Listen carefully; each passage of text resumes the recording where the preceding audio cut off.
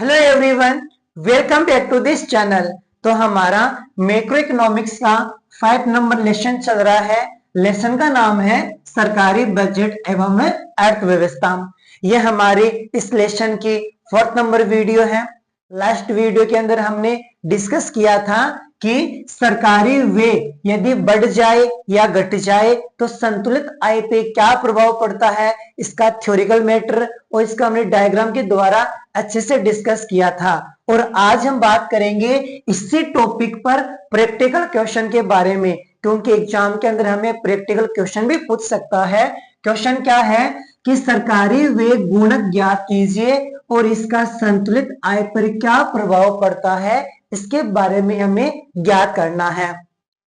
सरकारी गुणक व्यय का मतलब है कि सरकारी व्यय बढ़ने पर आय में कितना गुना वृद्धि हुई है, वो हमें सरकारी व्यय गुणक बताएगा। यदि सरकार की व्यय है, सरकारी व्यय है इतना बढ़ जाए तो इसका प्रभाव संतुलित आय पर कितना गुना होगा, वो हमें कौन बताता है? सरकारी व्यय गुणक बताता है। संतुलित आय पर प्रभाव को ज्ञात करना है तो हमें ये देखेंगे कि सरकारी व्यय बढ़ने पर सरकार की आय में कितनी वृद्धि हुई है, हम इसमें अमाउंट में शो करेंगे। गुणक के द्वारा हम गुणक में शो करेंगे, प्रभाव पूछेगा तो हम इसमें अमाउंट में शो करेंगे कि इतना सरकारी व्यय बढ़ने पर संतुलित आय इतनी बढ़ गई है। तो देखो क्वेश्चन क्या है, हमें उपभोग दे रखा है 100 प्लस 0.75y और सरकारी व्यय दे रखा है 50, ये हमें करोड़ों में दे रखा है। तो देखो उपभोग को हम बोलते हैं सी, कैपिटल में शो करना है। 100 क्या होता है, इसको हम बोलते हैं सी बार, प्लस 0.75 को बोलेंगे सी स्मॉल वाई। क्यों बोलेंगे? क्योंकि उपभोग का ये हमारी समीकरण होती है। उपभोग की समीकरण क्या होती है? कैपिटल सी बार प्लस स्मॉल सी वाई। तो उपभोग का मतलब सी हो गया, यहाँ पे 100 दे रखा है, यानी कैपिटल सी बार का मान कितना हो जाएगा हमारे पास? 100 करोड़। 0.75y, तो y का y आ गया, यह स्मॉल सी है, यहाँ पे कितना दे रखा है? 0.75, यानी स्मॉल सी का हमारे पास वैल्यू कितनी आ जाएगी? 0.75। और सरकारी वे यानी गवर्नमेंट वे, तो जी हमारे पास कितना आ जाएगा? 50 करोड़। तो जो हमारे पास संख्या दे रखी थी इसको हमने शॉर्ट फॉर्म में लिखा है। तो ध्यान रखना है, हमें हमेशा उपभोग फलन की समीकरण मिलेगी, ये हमें अलग अलग खुद को करना है। उपभोग फलन की समीकरण क्या होती है कि कैपिटल सी बार प्लस स्मॉल सी वाई। इसका मतलब होता है ये हमारा स्वायत्त उपभोग है और ये हमारा प्रेरित उपभोग है, यानी उपभोग की सीमांत प्रवृत्ति, जिसे हम स्मॉल सी में शो करते हैं। तो ये हमारा कैपिटल सी बार आ जाएगा, ये हमारा स्मॉल सी आ जाएगा, सरकारी व्यय हमारे पास आ जाता है जी के बराबर। अब हमें ज्ञात करना है सरकारी व्यय गुणक। तो गुणक को हम के रूप में शो करते हैं। तो सरकारी व्यय का गुणक का फॉर्मूला लगता है 1/1 माइनस स्मॉल सी। यह फॉर्मूला आप याद रख लेना, क्योंकि एग्जाम के अंदर हमें वन लाइनर क्वेश्चन यानी 1 नंबर में पूछा जा सकता है कि सरकारी व्यय गुणक का फॉर्मूला लिखिए। ये और इससे हम 1 नंबर का भी क्वेश्चन आ सकता है और ये हमारा 2 नंबर का क्वेश्चन बनता है। तो देखो, तो सरकारी व्यय गुणक बराबर 1 का 1 लिख देंगे, 1 माइनस स्मॉल सी का मान कितना दे रखा है? 0.75 दे रखा है। 1/1 में से 0.75 घटाएंगे तो हमारे पास कितना आ जाएगा? 0.25। नीचे से पॉइंट हटाएंगे तो ऊपर क्या लग जाएंगे? 00, क्योंकि नीचे 2 संख्या बाद पॉइंट है, ऊपर 2 0 लग जाएंगे।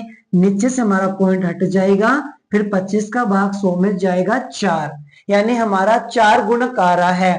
तो सरकारी व्यय गुणक हमारे पास कितना आएगा? 4। इसका मतलब यह होता है कि सरकारी व्यय जितना भी होगा उसकी 4 गुना हमारी आय बढ़ जाएगी। सरकारी व्यय जितना होता है उसका 4 गुना हमारी संतुलित आय बढ़ेगी, यह हमें गुणक बताता है। और अब हमें ज्ञात करना है संतुलित आय पर पड़ने वाले प्रभाव, ये तो गुणक हो गया। अमाउंट हम बात करते हैं कितने अमाउंट हो जाती है, तो देखो आय पर प्रभाव, तो आय पे प्रभाव को देखना है तो देखो इसका फॉर्मूला क्या लगता है।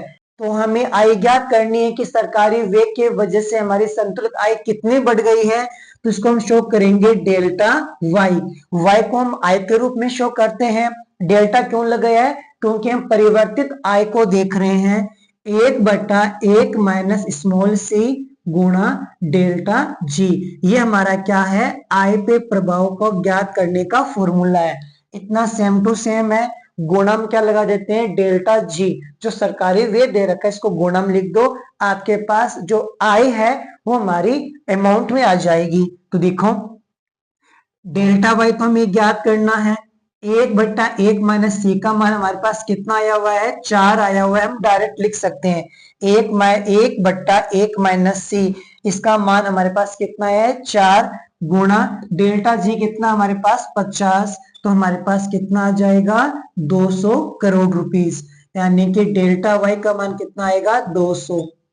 क्योंकि अभी मैंने बताया था कि सरकारी व्यय जितना भी होगा, यदि हमारे पास स्मॉल सी यानी सीमांत उपभोग की प्रवृत्ति 0.75 है तो हमारा गुणक कितना आएगा 4 आएगा, यानी जितना सरकारी व्यय होगा उसकी 4 गुना हमारी क्या आएगी, आय आएगी। तो देखो सरकारी व्यय कितना था 50 करोड़ और हमारी संतुलित आय कितनी बढ़ जाएगी 200 करोड़ बढ़ जाएगी। तो आई होप आपको अच्छे से क्लियर समझ में आ गया होगा कि सरकारी व्यय गुणक कैसे ज्ञात किया जाता है, और इसका आय पे प्रभाव का फॉर्मूला भी हमने अच्छे से डिस्कस किया है, वो भी आपको समझ में आ गया होगा कि सरकारी व्यय गुणक के द्वारा हम पड़ने वाले आय के प्रभाव को भी हम आराम से ज्ञात कर सकते हैं। तो आने वाले वीडियो के अंदर हम इसी लेसन के ऊपर डिस्कस करेंगे, पूरा लेसन कवर कराऊंगा, आप बस मेरे साथ बने रहिए। जो हमारी 12th क्लास की माइक्रो इकोनॉमिक्स है, मैक्रो इकोनॉमिक्स है, पूरी सिंपल भाषा में आपको मैं समझाऊंगा, जिससे आप एग्जाम के अंदर 100 में से 100 नंबर ला सकते हो। बस आप मेरे साथ बने रहिए। अगर वीडियो पसंद आए तो प्लीज वीडियो को लाइक करना है, चैनल को सब्सक्राइब करना है, वीडियो को अधिक से अधिक शेयर करना है। तो मिलते हैं वीडियो के अंदर। Thank you so much.